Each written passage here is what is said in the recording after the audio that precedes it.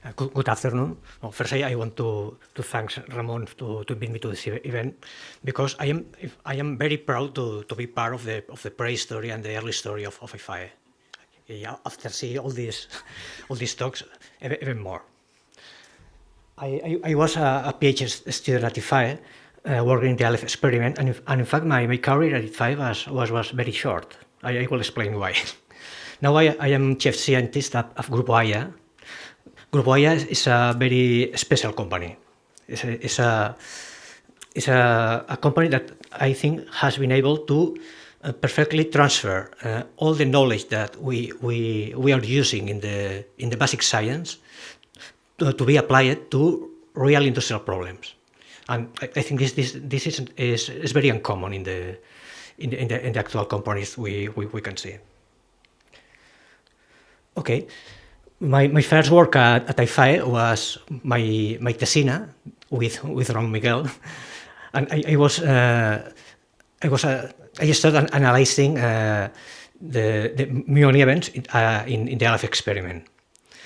For me at that moment, when I finished my degree, to be able to work in an international collaboration was fantastic. So I think that if I open this opportunity of the students, that probably today is common, but at that time that was very, very special. My PhD thesis was also a little non-orthodox. I was lucky to start to work with Luis Garrido. Luis Garrido was a person with a very wide mind, and at that moment, in fact, he was working at IBM, not IFAE, trying to bring bridges between the university and the industry. And we decided to do a work mixing physics. That, in fact, the idea is that in Aleph we will be able to found interesting physics, but also using some technologies that at that moment wasn't starting to be very, very useful. That was the neural networks. So I made a PhD on how to use neural networks in order to analyze high energy events.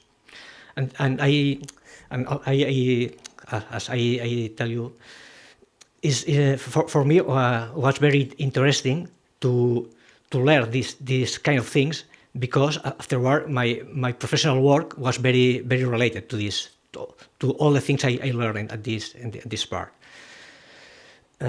I don't have a digital copy of my thesis. At that time, it's not easy to find that. So I found a facsimile of the thesis that is in the CERN library.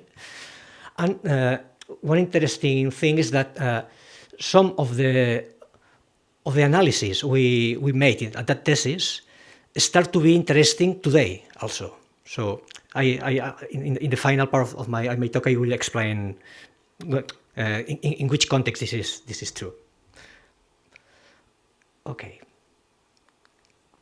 And now I'm working at the special company that I'll tell you, and I am managing a team of more than 20 data scientists. Most of them are physics, and in fact, more than half are high energy physicists.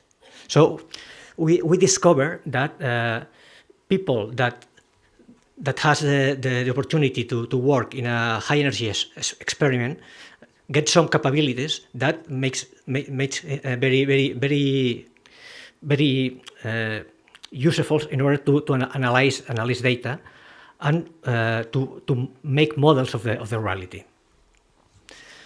We are working with a very different companies. We are working with energy companies, banking, telecom, also retailers, and at this moment we can say that we use machine learning because this is cool now.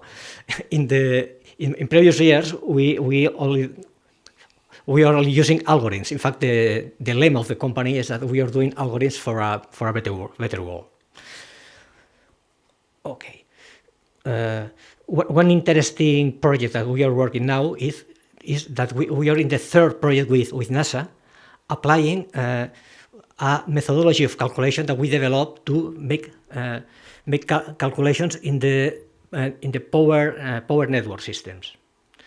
In the engineers normally use iterative methods in order to solve the equations of voltages, intensities in a power network.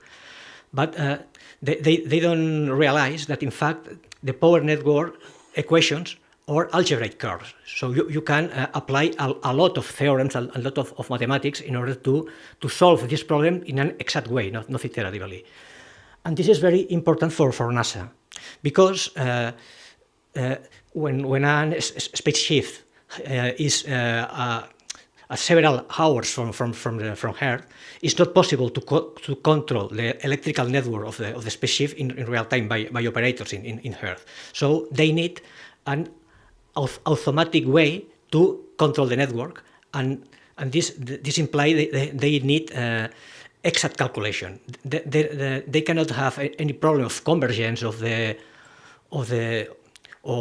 for instance, to obtain solutions that are not physical of the system, because there is no human that can correct this kind of decisions.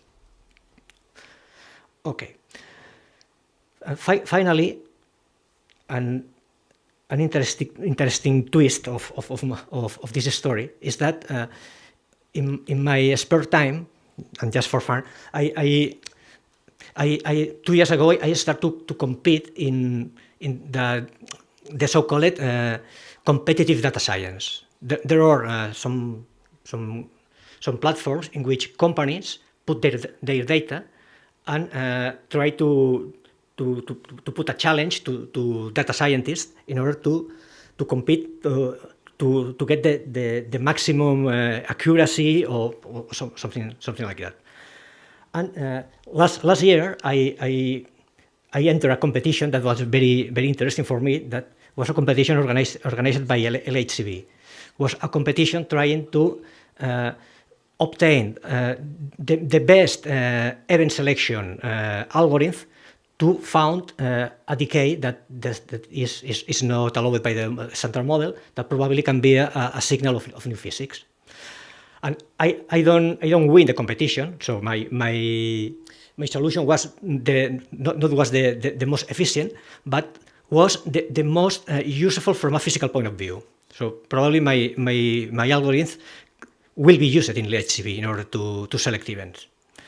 And this opened the opportunity to return to the academic world. And in the last years, I have the opportunity to give some talks to physics, explaining machine learning topics. But I think this is a very interesting way of closing the loop.